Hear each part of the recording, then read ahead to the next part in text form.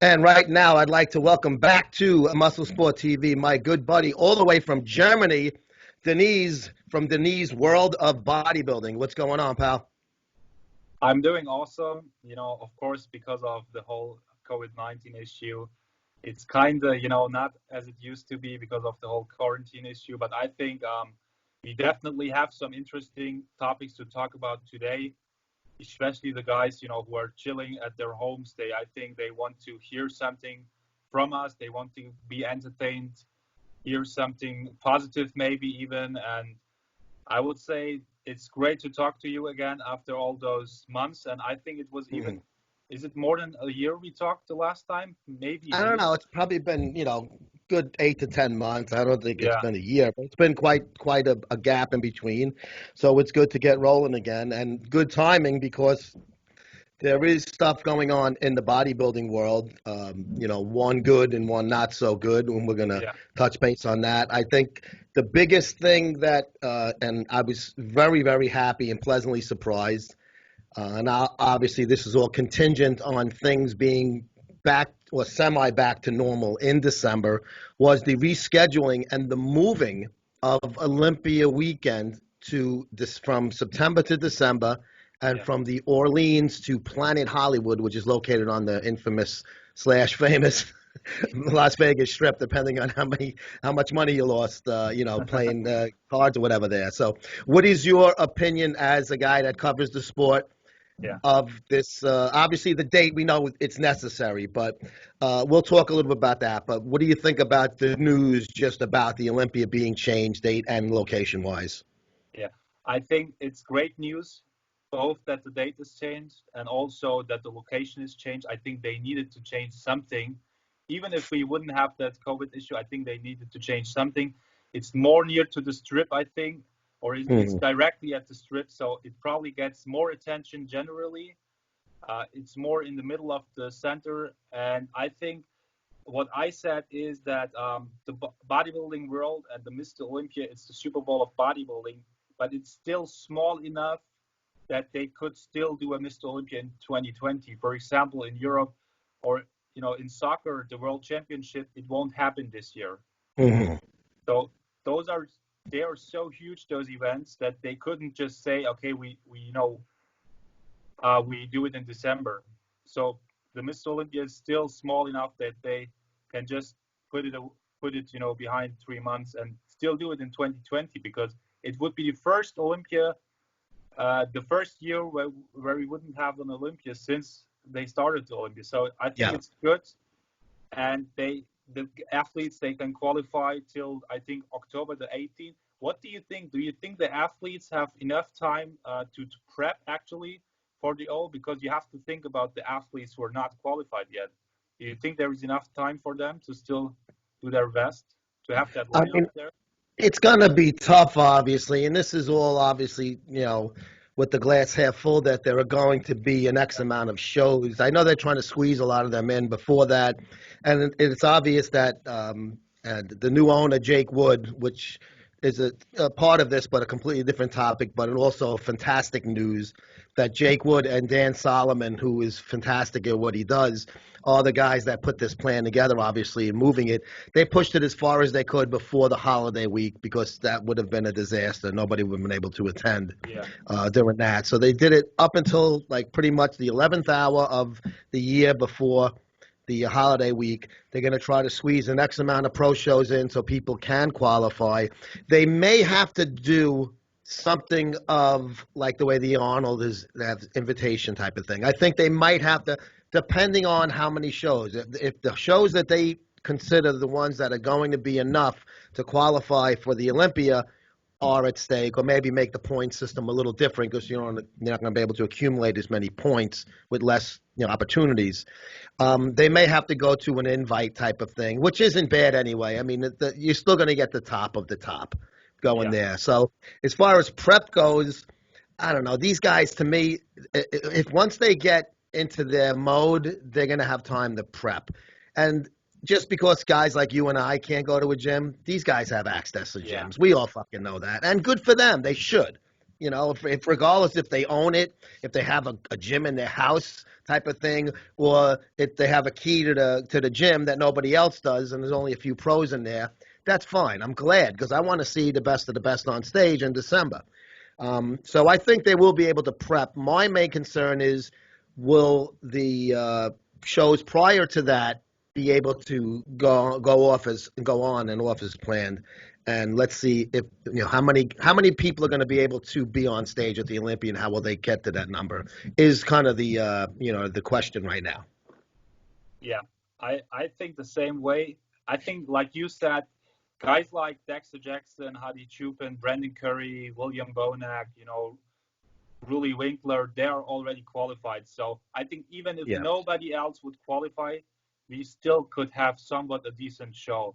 But if you check, Big Ramy isn't qualified yet. So a guy like Big Ramy, he has, to qualify. And also Sergio Oliva Jr., they have to do at least a contest and at least, win it or do it by points. So that will be interesting too. I think they still will have the New York Pro, right? They will have it in September. They changed that to August right now from May. So hopefully things are back. Well, I don't know. Today in Governor Cuomo in New York just slapped us back in the house until June 13th.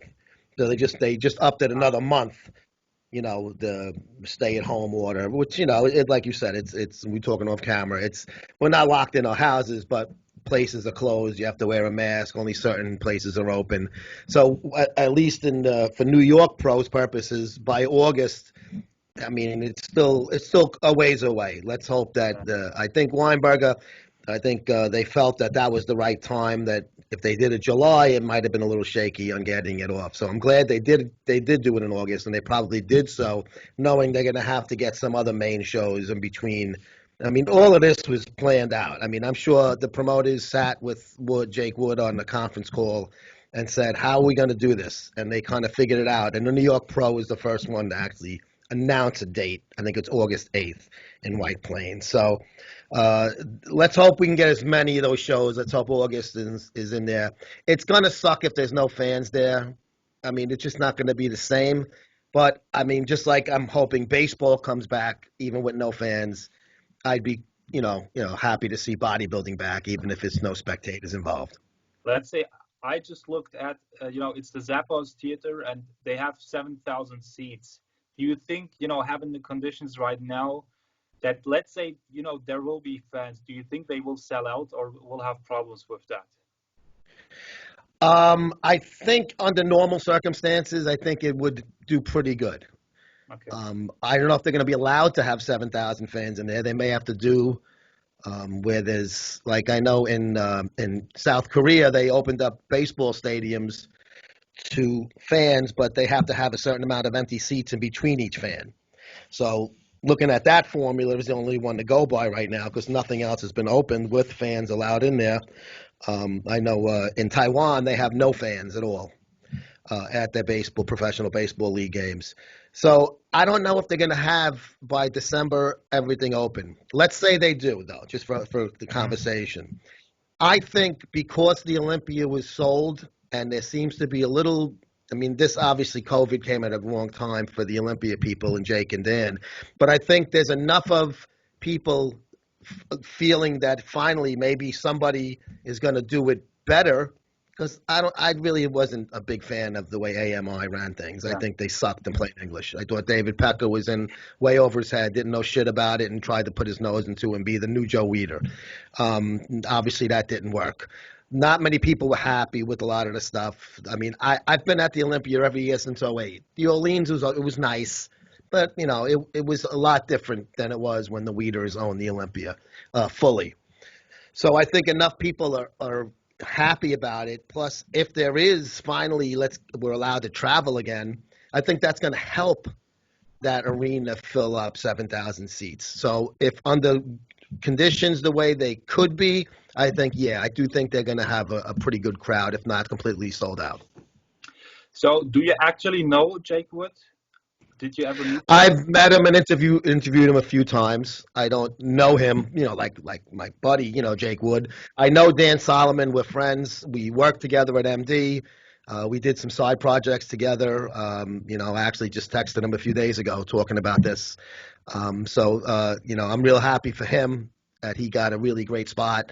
I think Jake, even though I'm bummed that they folded the magazines because I'm an old school guy with the magazines, but I totally understand why. It made no sense to keep those things in print. And even Dan, I got some quotes for him from my next magazine cover feature, talking about print is dead kind of thing. And Dan said the same thing pretty much what I've been saying.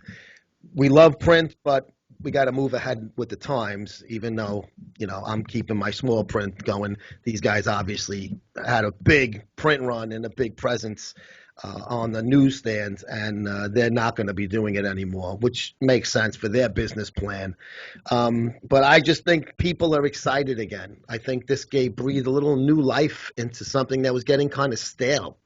And I really hope that Jake Wood does a lot of things differently, for the whole Olympia weekend. I think people are going to really be curious about it, and I'm hoping they have the opportunity to showcase all of that. Like, they haven't announced where the expo is going to be. I think it's going to still be at the convention center. That's on the Strip. It's not too far from the Planet Hollywood location. We used to have to take the shuttle bus from the Orleans to the convention center. It wasn't a long ride, but you wasted a little time where you could have been enjoying the expo. So now there probably will still be a shuttle. I'm not sure exactly the logistics, how far it is, but it's much closer than the Orleans. And if somebody tries to get a room at Planet Hollywood and they're sold out, you can get something 2 doors down and just walk into Planet Hollywood and go check out the Olympia. So location-wise, it's phenomenal. I think it's a big step up, and I just hope they put their stamp on many things, not just what we've seen so far. Keep it going. They're doing a good job.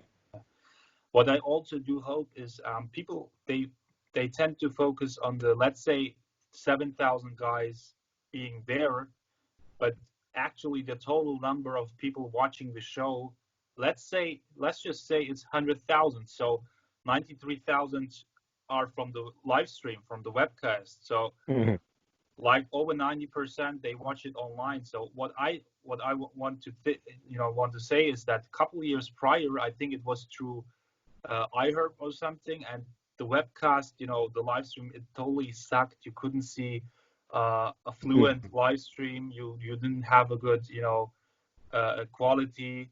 Even if I have a good internet connection, I still couldn't watch it. Horrible quality, and it's bodybuilding. The better quality we have, the better it is, because it's not Sure. We don't have or here and watch a bowl or something. Yeah. There, it doesn't matter the quality. We have to see the striations. We have to see the conditioning, obviously, because. So I hope they also concentrate on the live stream. Do you think doing that, putting pressure on that, they probably need more money, streaming into that? Do you think a pay-per-view would be a good thing for the Olympics? Excellent point you bring up. I totally agree with you that the live streams have not been as good as they've been in the past. I know a couple of years ago, the people who were doing the announcing were brutal. They've been better the past couple of years, though. I think that fans would have no problem to plunk down $4.99 or $1.99. I mean, something that's, you can't ask $50 like you are for a UFC card. I mean, no one gives a shit about bodybuilding to that point where they're going to do that. At least not that I know of. I mean, maybe a handful of people. And I don't think people are going to have a problem, if it's done right, to pay $5 to watch it. I know I wouldn't. Hopefully last year I was there in the arena, and that's what I plan to do again this year. But if I were home, I wouldn't have a problem watching it for $5. I mean, it's a one-shot deal. You pay $5. It's, well, like I said, $1.99, whatever the case may be. And obviously that'll come back in sponsorship money, because then you're telling your sponsors we're going to be announcing your product name 10 times during the broadcast or whatever, and show your logo. And this segment's brought to you by BPI Sports or whatever the hell it is. So that money, they'll be able to gain money by, spending money on a good broadcast where it's not going to cost a lot of money. So I think they should try to do it for free. But if they feel that they need to charge a few bucks to up the quality of it, people would rather spend a few bucks and see a better quality product than get it for free and see something that keeps freezing because that's and pixelating. Because then, like you said, it's useless. You can't even really judge, for yourself as a fan, who looks better on stage. Does Brandon look better than Rolly? I can't even tell because it's all fuzzy. Yeah, exactly. I did a video recently. I said no one will pay, let's say, $100 like for a boxing match. No one would do that. They would be maybe 100 guys total that would do that. I think, like you said, 5 to maybe, let's say, 10 bucks at max. I think that would be okay. Yeah. But that, probably they wouldn't do it. Yeah. Yeah, a reasonable amount. They'll get people to watch. What I wanted to ask you is, do you think with the whole, Planet Hollywood and Zappos Theater and stuff, obviously they have good, features. Do you think they will do it more like back in the day where, let's say, entertaining the fans was more of an issue, like with Wayne DeMilia and stuff, where they did the holding ground and stuff. You know what I mean? Do you think they will go back more to that to entertain the fans more? I don't know. I mean, they haven't made anything official or anything. I haven't really even heard any rumors or anything like that. I don't know if they'll bring camels in like Wayne did, which was really fucking cool. It's an amazing idea. But I don't know if they'll be able to do stuff like that. But I think they definitely want to bring more of a celebrity angle of it. And I know originally Shaquille O'Neal was supposed to be involved with it. Don't know if the date changes is changing that because, I mean, obviously he's probably got a pretty busy schedule, a guy like Shaq. On the website, they showed a video, and Marky Mark was in the video where it said celebrities and stuff. So it didn't mean like they were showing. I think he was actually at Olympia Expo a year or two ago. I think it was just an old stock footage. But I think the entertainment part is they're going to try to bring more celebrities like mainstream. And Planet Hollywood, obviously, it's a perfect scenario where you can maybe bring a guy like Wahlberg, who's a Hollywood actor, a guy like that. I think that would be the best way to do it because, like when The Rock was on stage at the Olympia, everybody went nuts. I mean, it was cool. I'm not going to lie. It's to see The Rock getting up there and talking about it. And unfortunately, what he said ended up being a bunch of horseshit. But it gave the fans a lot of, wow, this is really cool. So, I mean, listen, I was there last year. I thought the stage production was out of sight. I thought they did a really good job, both nights in the arena. I think they have that down pat. They do a really good job with the set and the stage production. Bob Ciccarello, people give him a lot of shit, but the guy is fucking good at what he does. And I've had my differences with Bob, and I'm friendly with Bob. And like I said, over the years, we've had words, but we're friendly. But I always was completely consistent saying, he is a fantastic MC. He really he's like kind of like that Bruce Buffer style where you connect his voice to the big bodybuilding shows like you would with the Buffer brothers with UFC and boxing, respectively. So I think they have that down pat. I think all they really need to do if they want to just add a little flair would be, like I said, to have a big A-lister get up there on stage and, get the crowd going and maybe have these guys hanging around the expo, walking around or something like that. I think that would be the best way to go about it. And hopefully that they seem to be going in that direction, judging by the little video that's up on MrOlympia.com now. Yeah. What I thought is also another thing is normally we don't have it, but normally the first time ever we would have Athleticon, the show of The Rock and Danny Garcia. So they're speculated that Phil Heath is under contract with them and that he would compete there. So people are speculating that Phil Heath, and I think Dan, is in contact with Phil Heath, that he could compete this year.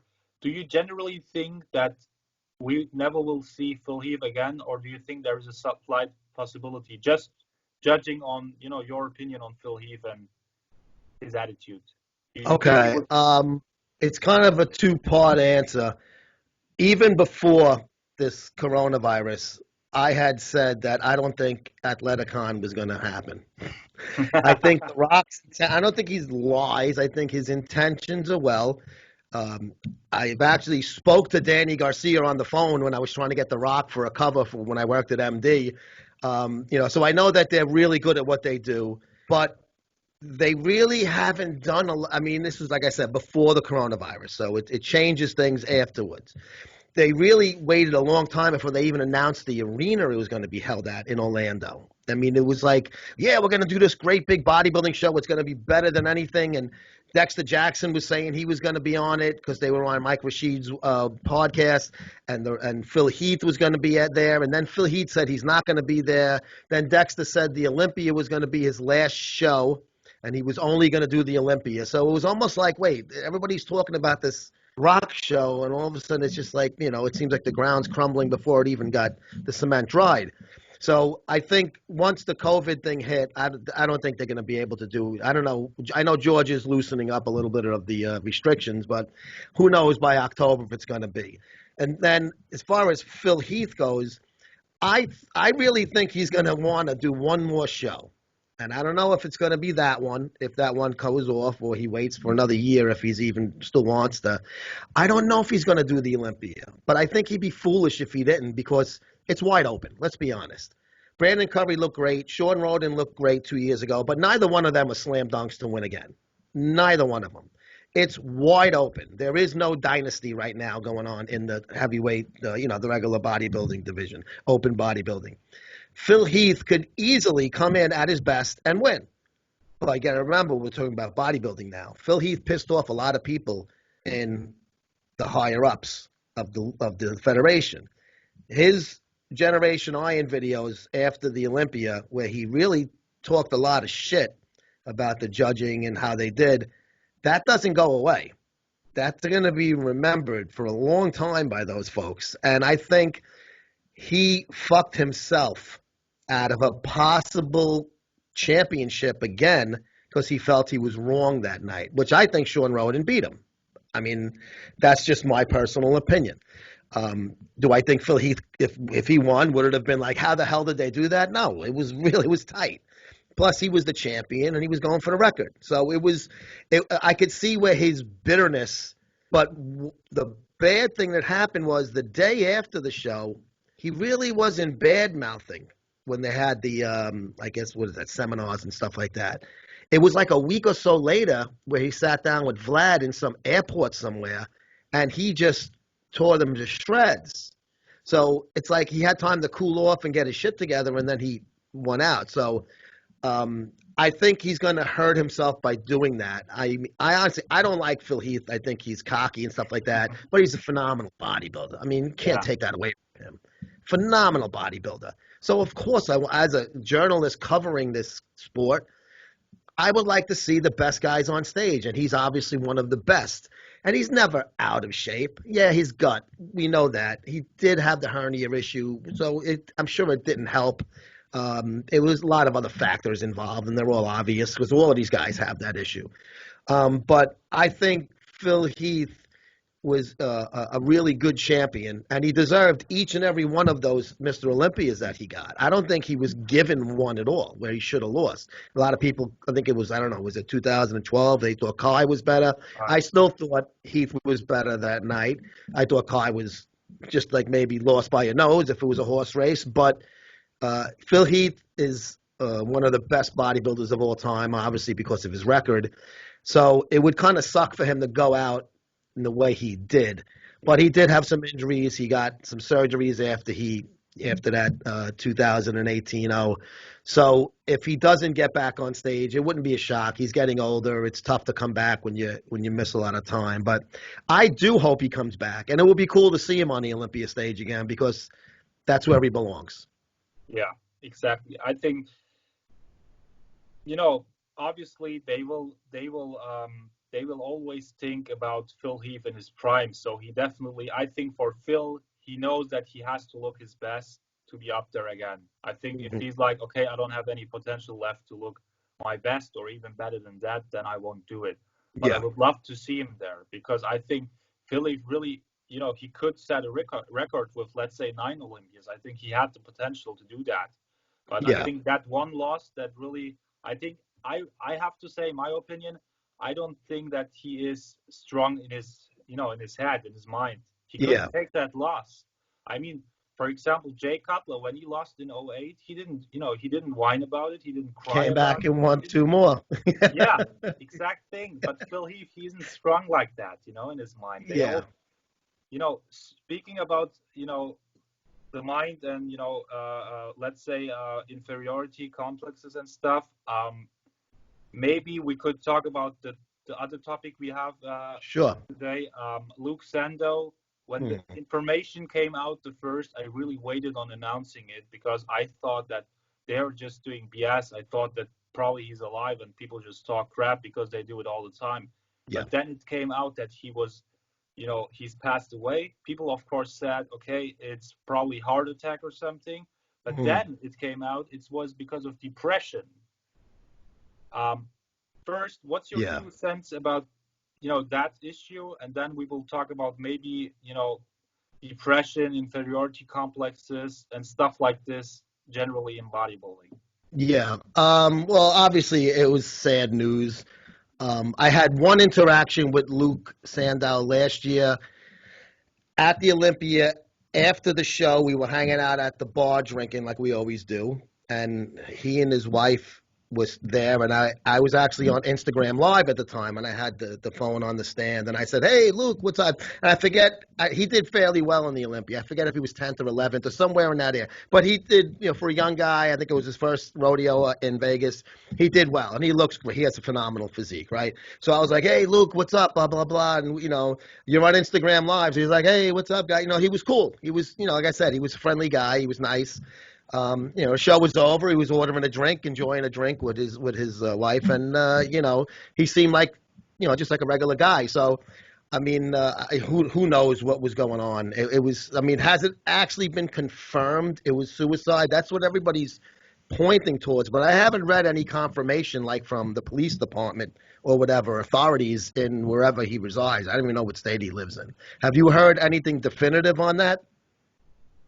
Let's put it that way. I think his close friends and family, everybody, they, the one thing that is out is suicide. I think that it will So, really well, was suicide. yeah. I really do think, yeah. That's what So, I thought, but only because nothing was announced.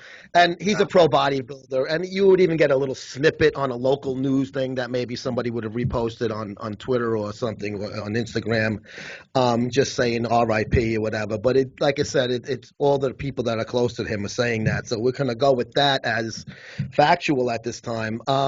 It's like the question is why. I mean, I have a very unpopular opinion. And I know a lot of people probably will give me shit and have given me shit, but I look at it as a father and a husband. The minute you have a child, your life doesn't mean shit. That kid or kids, you are doing everything for them. So that means no matter how bad your day is, you got to be there and make sure their day is good. So when people, and I know a lot of people over the years, right? I'm a retired cop. A lot of cops commit suicide because they have guns in their hands. And our attitude, majority of cops, when one of our coworkers or friends does that, it's not pity, it's not sorrow, it's anger. Like, you fucking idiot. How could you be so selfish and leave your wife with those fucking 3 or 4 kids, or whatever the case may be? So I don't know Sandow personally, so I would never say that. But just in general, my attitude is not good. You can't bail out when you leave, your offspring behind. All right. No matter how bad things get, I don't give a shit if you got to go on the lam for a week, go to a fucking bunny ranch in Vegas, have sex with 20 fucking girls, get drunk, get stoned, do whatever you want, come back home, clear your head, and get back to fucking business. I can't like give someone a pass and say, wow, he was under so much stress. I don't care. Like I said, the minute you have a kid, you and I can tell you that from personal experience. My life means nothing. I got to make sure my kids are doing good, right? So now they're young adults. It doesn't change just because they're not little anymore. I still got to be there for them.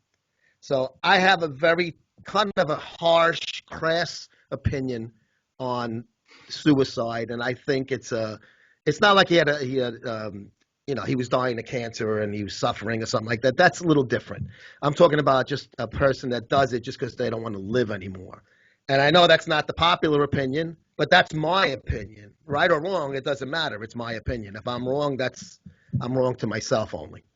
Yeah, you definitely have the freedom, to say obviously your opinion. Um, I think what I heard is that he had depression before going into bodybuilding. Hmm. So knowing that, he probably had depression before having a family and stuff. So Yeah. maybe guys like that, it's hard to argue about their responsibility if guys like that should create a family when they're really unstable in their head. So that's a whole nother topic on that for Yeah. me. Yeah. But I heard only good things about him. I heard that he was a great guy, so it was shocking that a guy like that did that, and he was with Redcon One, so I think money didn't play a role too. I think, Yeah, they pay pretty well. Aaron's he's doing pretty good over there. Redcon. yeah, They sign the top guys and they pay them well. Yeah, which is so yeah. A lot of people over financial reasons have yeah, they they do get that. like that. So like you said, it was probably something that was long term with him. So. And I don't know. I would never say why didn't he do A, B, and C to prevent this from happening. That's not my business to do that. But I'm just saying, in general, you gotta stick it out, for those kids. And it's even for your parents. I mean, how would as a parent, I would be fucking crushed if that happened to me. I probably fucking would want to do the same because I would be so depressed over that. So that's why it's like you got to think of more than yourself, no matter what the fuck the situation is. I don't care how bad it gets. You got to think of the people around you in your immediate fucking circle that are going to be really affected and maybe for life if you do this fucking thing. And I'm sure that his family is going to be affected for life. And it's very sad to see stuff like that. Yeah, definitely. So that shows that no matter what your outer appearance is, obviously he had a huge Yeah. outer appearance. You would never expect that. So do you think in bodybuilding generally, despite those guys having those huge bodies and stuff, that lots of them have psychological issues? Do you think that, because lots of people say, people who are not into bodybuilding, they always say people go into bodybuilding and they work out because they have like a Napoleon complex, or they feel inferior, so they have to build up muscle, to feel good. Do you Yeah. think that Yeah. maybe there is something true in that? Do you think that way? I mean, yeah, there might be. I mean, Greg Valentino's a perfect example. He always says, I couldn't get Yeah, big, so I got big this way. He yeah, jokes about it. I think a lot of these bodybuilders, when you see them in person, and you've been to places, the shows and expos, and you know what I'm talking about, they look like they're 6'5" when you see them in the video, and then you go over there and they're 5'5". I mean, yeah, yeah, it's so a lot of them are shorter. Is that something? I don't know. I don't know. It's probably has some credence to it, the Napoleon type complex. Listen, I'm not fucking slamming basketballs through hoops either. So I mean, I can't say, oh, these guys are short because I'm yeah, not a tall guy myself. So to me, I think a lot of that has to do with that. There might be some complexes and stuff, but that's also something you just got to get over with, and as an adult. That's stuff that bothers you when you're in junior high school, not when you're a grown up 30-year-old man with a family and have a professional career, and who cares? You won the game. If you did have a Napoleon complex, then trust me, those guys that are string beans and taller than you, they would rather look like you at that point when you got a six-pack and you're jacked up. So regardless of why they start to do it, I do think that a lot of guys have complexes, but I think if that's what they need to do to get where they got, then they used it to their advantage.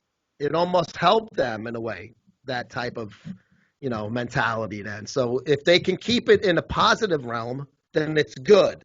But you can't let it go the other way, though. yeah. It can either help you or destroy you. I think it's there is Yeah. both sides of the road. But that's crazy, not you know Dallas went to Redcon One. Now we have Yeah, different situation, of course. yeah, Obviously, yeah, it's different, yeah, listen. I know a lot of people trying to, connect dots. That's that's not. Yeah, I what don't I think wanted to. there's any dots to connect there. Yeah, I yeah, honestly, I don't think. yeah.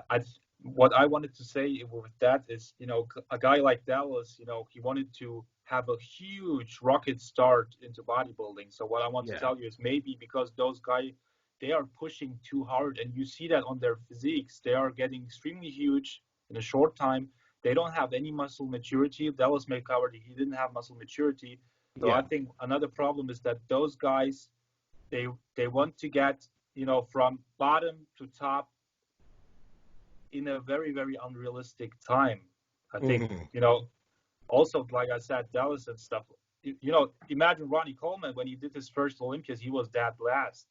Ronnie's first years Yeah. as a pro, he wasn't even placing at local pro shows, at little shows. So he took his time. He Mhm. every year he got a few pounds and stuff. But those guys, they are putting on 20, 30 pounds, and they're even they're big, and then they're still putting huge amounts of muscle in a short time. It's like Rich Piana did when he was 300 Hmm. pounds, then he did bigger by a day, and shortly after that we all know what happened. So I think it's crazy times also. It's just in today's society, everybody wants to get it very, very quick.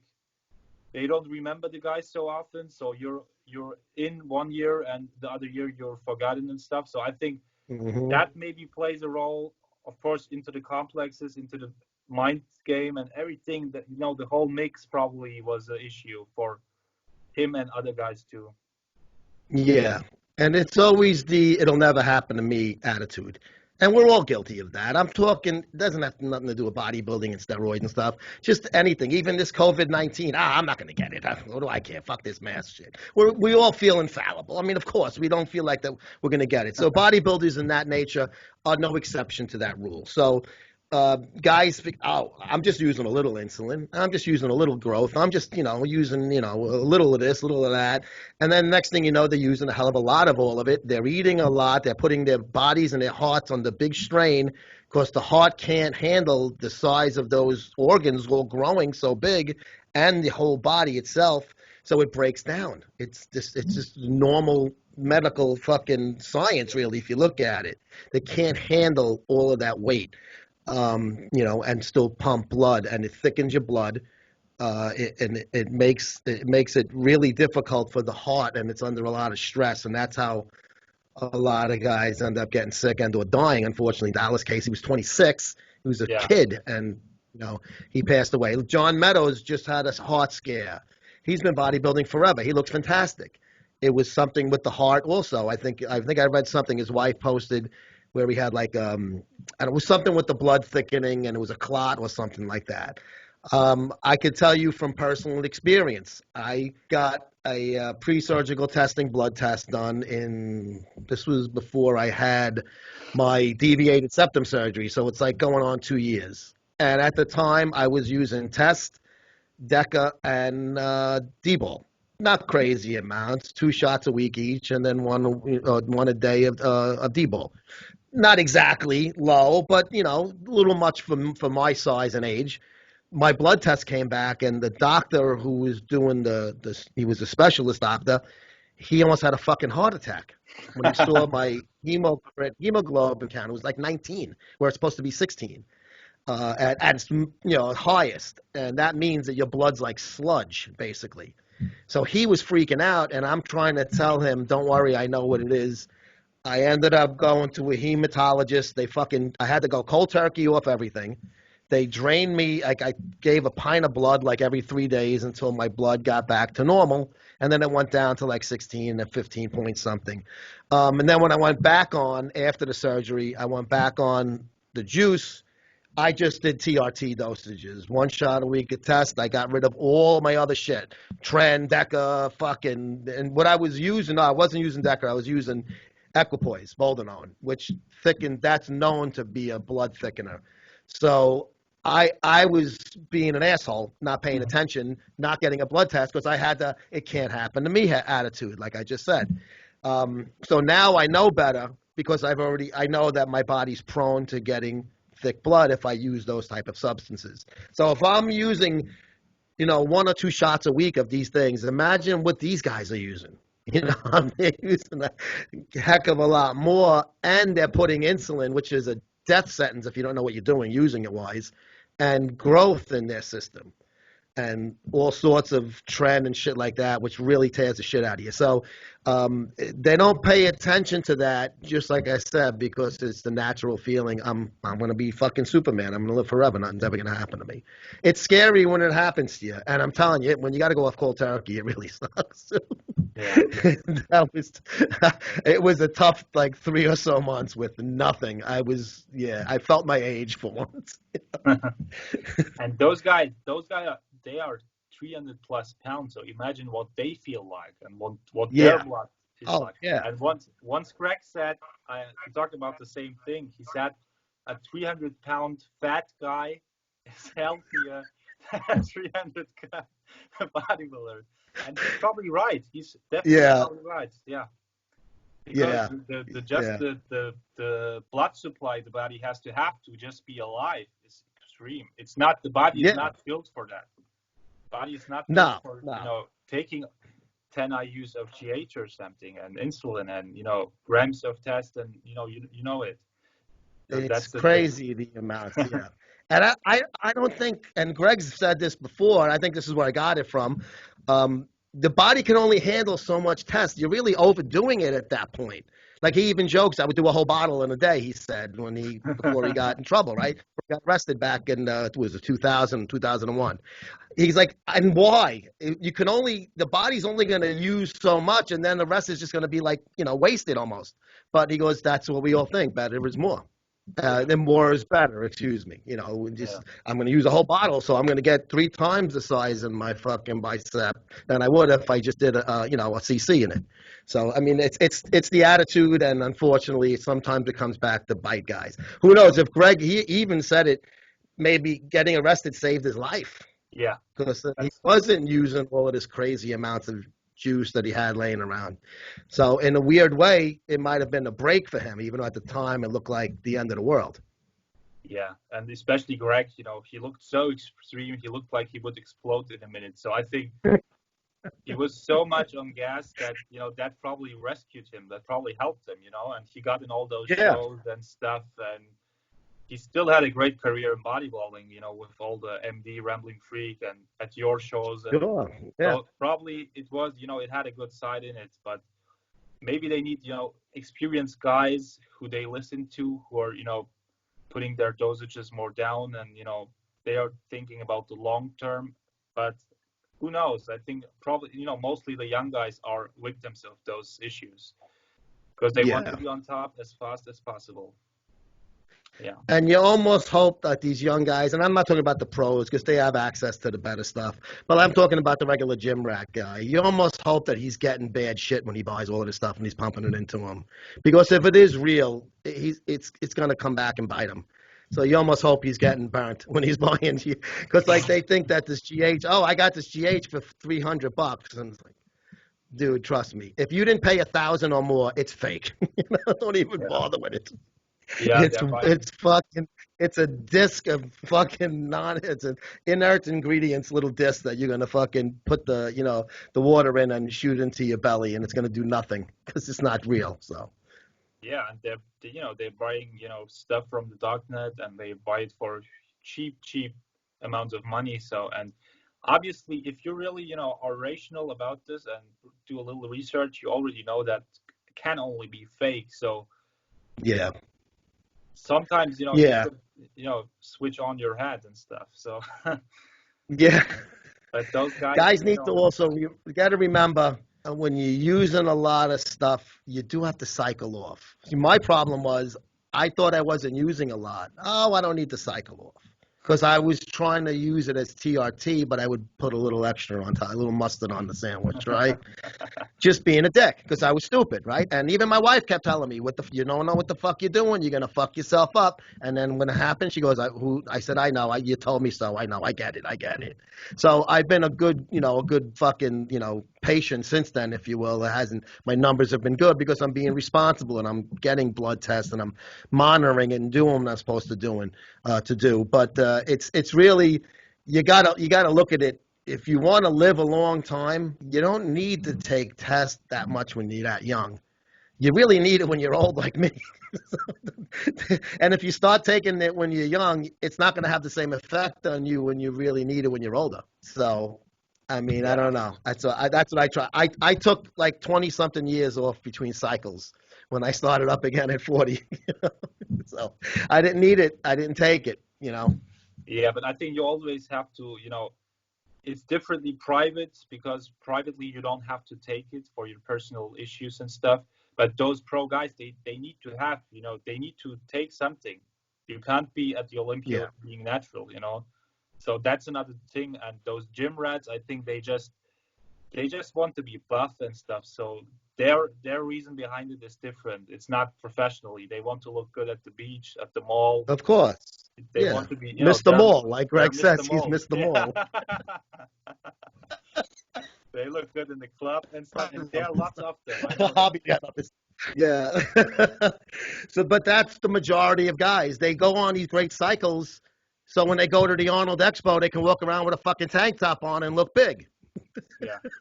I don't know. I mean, listen, we're all guys. We have, we're all have that mentality. You want to look good. You want to look strong. You want chicks to check you out. We're all the same, But I mean, to say that I'm going to do it just for the Arnold Expo, it's obviously a little silly, but I don't know. I mean, I guess in my head, I go, I'm going to the Expo to do interviews. I want to look good. Why? What is it? Doesn't matter. But in my head, I don't want to look like a fucking old sack of shit while I'm interviewing fucking Sean Roden or somebody. It doesn't matter. But it's just, it's stupid guy mentality, and I'm guilty of it.